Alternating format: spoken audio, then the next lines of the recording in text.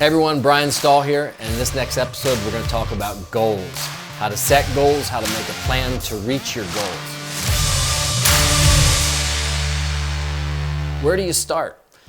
17 years ago, I opened up a mortgage company and I really didn't have anyone to help me or help me set goals or help me decide what actions I need to take to reach my goals.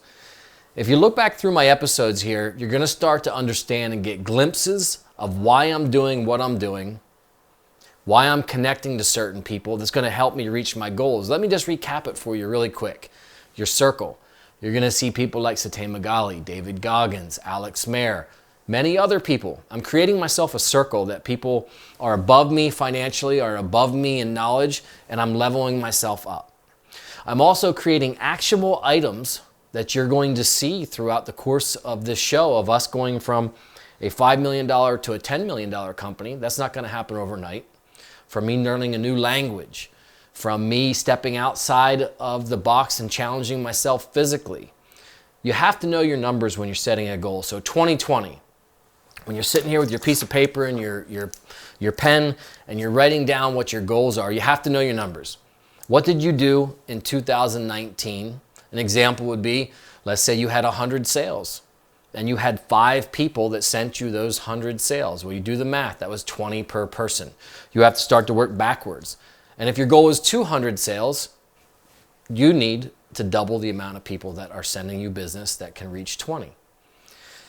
And if you don't do that and work backwards, you're never going to reach your goal. If you're just saying, I'm going to work a little harder, or you're flying by the seat of the pants, you're never going to have actionable numbers. So that's what we do. Another thing that I've done is I went to a meeting where I was with 20 people that do double to triple the business that I do, and I started to learn from them. I sat down and I looked at their processes and their procedures. I humbled myself. I was the guy in the room that did the least amount of volume. We just had a record month too, and I went to a meeting that I'm the lowest guy or lowest number on the totem pole in that meeting. It's humbling because when you have your best month and you go into a room and you're the worst out of the best per se.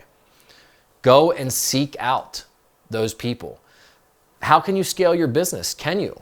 I can tell you from me scaling my business from a small group to a little bit larger, there's a lot of lessons to be learned while you're doing that. You're going to lose money at some point. Your margins are going to thin, and you have to decide what you want to be.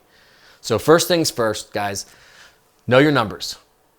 Set a plan with actionable items of what you have to do to meet those goals and work them backwards.